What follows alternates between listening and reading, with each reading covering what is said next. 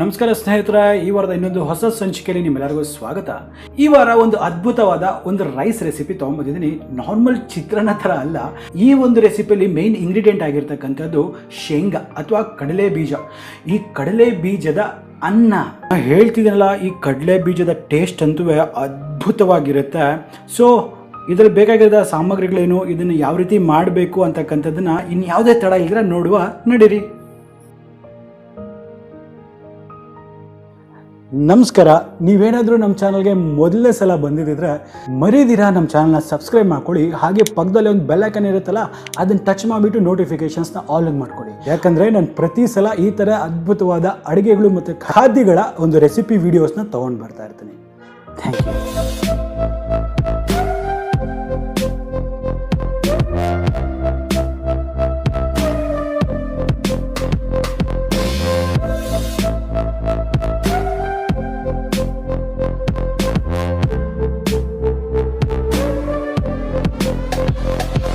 ಇದು ಮಸಾಲೆ ಪೌಡರ್ಗೆ ಬೇಕಾಗಿರೋ ಸಾಮಗ್ರಿಗಳು: ಒಂದು 5 ರಿಂದ 6 ಬ್ಯಾಡಿಗೆ ಮೆಣಸಿನಕಾಯಿ, ಅರ್ಧ ಕಪ್ಪು ಒಣ ಕೊಬ್ಬರಿ, ಕಡಲೆ ಬೀಜ ಅಥವಾ ಶೇಂಗಾ ಅರ್ಧ ಕಪ್ಪು, 1 ಟೇಬಲ್ ಸ್ಪೂನಷ್ಟು ಧನಿಯಾ, 1 ಟೀ ಸ್ಪೂನ್ ಜೀರಿಗೆ, 1 ಟೀ ಸ್ಪೂನ್ ಕರಿ ಎಳ್ಳು, 1/4 ಟೀ ಚಮಚ ಮೆಂತ್ಯ. ಈಗ ಒಗ್ಗರಣೆಗೆ ಬೇಕಾಗಿರ್ತಕ್ಕಂಥ ಪದಾರ್ಥಗಳೇನಂತ ಹೇಳಿದ್ರೆ 2 ಹಸಿ ಮೆಣಸಿನಕಾಯಿ, ಸಣ್ಣಕ್ಕೆ ಹಚ್ಚಿರ್ತಕ್ಕಂಥ ಕೊತ್ತಂಬರಿ, ಕರಿಬೇವಿನ ಸೊಪ್ಪು 2 ಎಸಳು, ನಿಂಬೆಹಣ್ಣಿನ ರಸ 1, ಸಾಸಿವೆ 1/4 ಟೀ ಚಮಚ, ಉದ್ದಿನಬೇಳೆ ಅರ್ಧ ಟೀ ಚಮಚ, ಕಡಲೆಬೇಳೆ ಅರ್ಧ ಟೀ ಚಮಚ, ಕಡಲೆ ಬೀಜ ಅಥವಾ ಶೇಂಗಾ 1 ಟೇಬಲ್ ಸ್ಪೂನ್, 2 ಚಿಟಿಕೆ ಅರಿಶಿಣ, ರುಚಿಗೆ ತಕ್ಕಷ್ಟು ಉಪ್ಪು, ಹಿಂಗು 2 ಚಿಟಿಕೆ, ಎಣ್ಣೆ 3 ಟೇಬಲ್ ಸ್ಪೂನ್, ಚೆನ್ನಾಗಿ ಬಿಡಿಯಾಗಿ ಬೇಯಿಸಿರ್ತಕ್ಕಂಥ ಅನ್ನ 1 ಕಪ್ ಅಥವಾ 250 ಗ್ರಾಮ್. ನೋಡಿ ಸ್ನೇಹಿತರೆ, ನನ್ನ ಈ ಒಂದು ಸೀಕ್ರೆಟ್ ಮಸಾಲ ಪೌಡರ್ ಮಾಡೋದಕ್ಕೆ ನಾನು ಇಲ್ಲೊಂದು ಪ್ಯಾನ್ನ ಬಿಸಿ ಮಾಡೋಕ್ಕೆ ಇಟ್ಟಿದ್ದೀನಿ. ಇದರಲ್ಲಿ ಈ 1 ಕಪ್ನಷ್ಟು ಕಡಲೆ ಬೀಜ ಅಥವಾ ಶೇಂಗಾನ ಹಾಕ್ಕೊಳ್ತೇನೆ.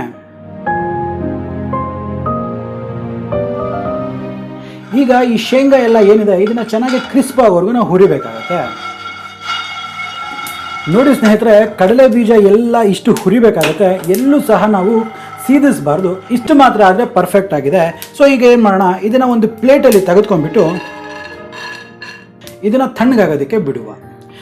ಇದರಲ್ಲಿ ಜೀರಿಗೆ 1 ಟೀ ಸ್ಪೂನು, ಮೆಂತ್ಯ, ಧನಿಯಾ,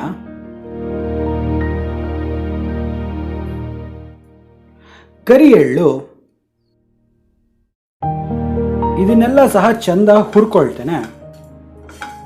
ಇದು ಸಹ ಅಷ್ಟೇ ಒಂದು ಒಳ್ಳೆ ಘಮ ಬರುತ್ತೆ. ಅಲ್ಲಿವರೆಗೂ ನಾವು ಇದನ್ನು ಹುರಿಬೇಕಾಗತ್ತೆ. ನೆನಪಿರಲಿ, ಯಾವುದೇ ಕಾರಣಕ್ಕೂ ಇದನ್ನು ಹೈ ಫ್ಲೇಮಲ್ಲಿ ಹುರಿಬೇಡಿ, ಲೋ ಫ್ಲೇಮಲ್ಲೇ ಇದನ್ನು ಹುರಿಬೇಕಾಗ್ತದೆ. ಇದರೊಟ್ಟಿಗೆ ಈ ಒಂದು ಕೆಂಪು ಮೆಣಸಿನಕಾಯಿ, ಅದೇ ರೀತಿ ಈ ಒಂದು ಒಣ ಕೊಬ್ಬರಿಯನ್ನು ಹಾಕೊಳ್ತೇನೆ. ನೋಡಿ, ಇದನ್ನು ಸಹ ಅಷ್ಟೇ ನಾವು ಒಂದು ಲೋ ಫ್ಲೇಮಲ್ಲಿ ಇದನ್ನು ಹುರಿಬೇಕಾಗತ್ತೆ. ಇದು ಎಲ್ಲಿವರೆಗೂ ಹುರಿಬೇಕು ಅಂತ ಹೇಳಿದ್ರೆ, ಈ ಮೆಣಸಿನ್ಕಾಯಿ ಎಲ್ಲ ಏನಿದೆ ಸ್ವಲ್ಪ ಕ್ರಿಸ್ಪ್ ಆಗೋವರೆಗೂ ನಾವು ಹುರಿಬೇಕಾಗತ್ತೆ. ನೋಡಿ, ಇಷ್ಟು ಮಾತ್ರ ಹುರಿದ್ರೆ ಇದು ಸಾಕಾಗುತ್ತೆ. ಸೊ ಈಗ ಇದನ್ನು ಸಹ ಈ ಪ್ಲೇಟಲ್ಲಿ ತೆಗೆದುಕೊಂಡ್ಬಿಡ್ತೇನೆ.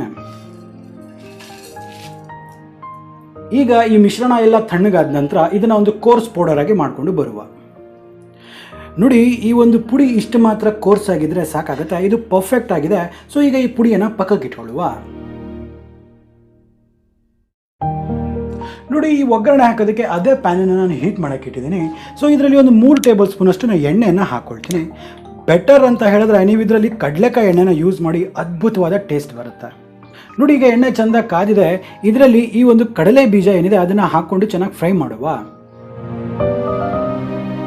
ನೋಡಿ, ಕಡಲೆ ಬೀಜ ಇಷ್ಟು ಮಾತ್ರ ಫ್ರೈ ಆಗಿದ್ರೆ ಸಾಕಾಗುತ್ತೆ. ಇದರಲ್ಲಿ ಈ ಒಂದು ಕಡಲೆಬೇಳೆ, ಉದ್ದಿನಬೇಳೆ,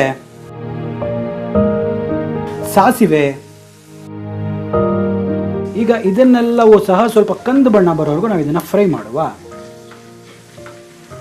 ಈಗ ಇದರಲ್ಲಿ ಸಣ್ಣಗೆ ಹಚ್ಚಿರ್ತಕ್ಕಂಥ ಹಸಿ ಮೆಣಸಿನಕಾಯಿ, ಕರಿಬೇವಿನ ಸೊಪ್ಪು, ಇದನ್ನೆಲ್ಲ ಹಾಕಿ ಚೆಂದ ಮಿಕ್ಸ್ ಮಾಡುವ.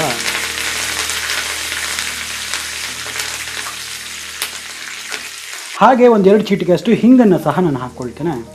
ಕೊನೆಯದಾಗಿ ಇದರಲ್ಲಿ ಸ್ವಲ್ಪ ಅರಿಶಿಣದ ಪುಡಿಯನ್ನು ಸಹ ಹಾಕ್ಕೊಳ್ತೇನೆ.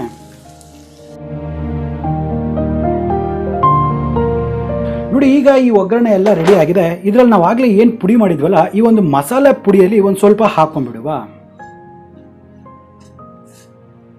ನೋಡಿ ಈಗ ಇದನ್ನೆಲ್ಲ ಚಂದ ಒಂದ್ಸತಿ ಮಿಕ್ಸ್ ಮಾಡೋಣ. ಇದು ಎಣ್ಣೆಯಲ್ಲಿ ಏನಕ್ಕೆ ಹಾಕಿದ್ದೀನಿ ಅಂತ ಹೇಳಿದ್ರೆ ಅದರದ್ದೊಂದು ರೆಸಿಡ್ಯೂಯಲ್ ಹೀಟಲ್ಲೇ ಇದೊಂದು ಒಳ್ಳೆ ಫ್ಲೇವರ್ನ ಇನ್ಫ್ಯೂಸ್ ಆಗುತ್ತೆ.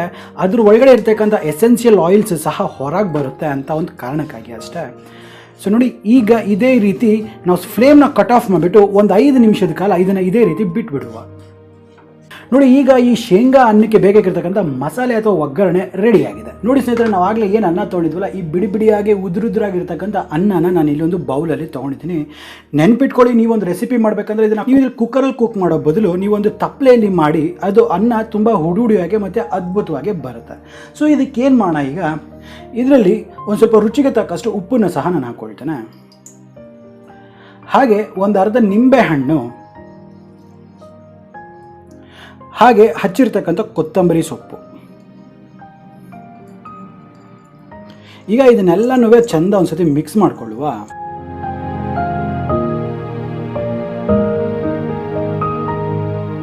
ಈಗ ಇದರಲ್ಲಿ ನಾವಾಗಲೇ ಏನು ಮಾಡ್ಕೊಂಡಿದ್ವಲ್ಲ, ಈ ಒಂದು ಗೊಜ್ಜನ್ನೆಲ್ಲ ಹಾಕ್ಕೊಂಡ್ಬಿಡುವ.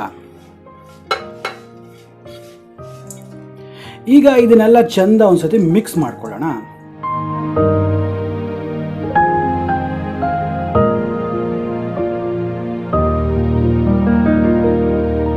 ನೋಡ್ತಿದ್ರಲ್ಲ ವೀಕ್ಷಕರೇ, ಈಗ ಈ ಒಂದು ಶೇಂಗಾ ಅನ್ನ ಅಂತಕ್ಕಂಥದ್ದು ರೆಡಿಯಾಗಿದೆ. ನೀವು ಇದನ್ನು ಪ್ರಸಾದದ ಥರ ಇದನ್ನು ದೇವರಿಗೆ ನೈವೇದ್ಯವಾಗಿ ಸಹ ನೀವು ಇಡಬಹುದು. ಇದು ಮಾಡೋದಕ್ಕೆ ಕೂಡ ಅಷ್ಟೇ ಸುಲಭ ಮತ್ತು ಟೇಸ್ಟಲ್ಲಿ ಮಾತ್ರ ಅದ್ಭುತವಾಗಿ. ಸೊ ಹಾಗಾದರೆ ನಿಮಗೆ ಈ ವಿಡಿಯೋ ಇಷ್ಟ ಆಗಿದೆ ಅಂತ ಅನಿಸುತ್ತೆ. ಹಾಗಾದರೆ ನಮ್ಮ ಚಾನಲ್ನ ಸಬ್ಸ್ಕ್ರೈಬ್ ಮಾಡ್ಕೊಳ್ಳೋದನ್ನ ಮರಿಬೇಡಿ ಅಂತ ಹೇಳ್ತಾ ನಮ್ಮ ಮುಂದಿನ ಸಂಚಿಕೆಯಲ್ಲಿ ಮತ್ತೆ ಭೇಟಿ ಆಗ್ತೀನಿ. ಅಲ್ಲಿವರೆಗೂ ದೀಪಕ್ ಕ್ಷತ್ರಿಯ ಸೈನಿಂಗ್ ಆಫ್ ಅಂಡ್ ಜೈ ಹಿಂದ್, ಜೈ ಕರ್ನಾಟಕ, ನಮಸ್ಕಾರ.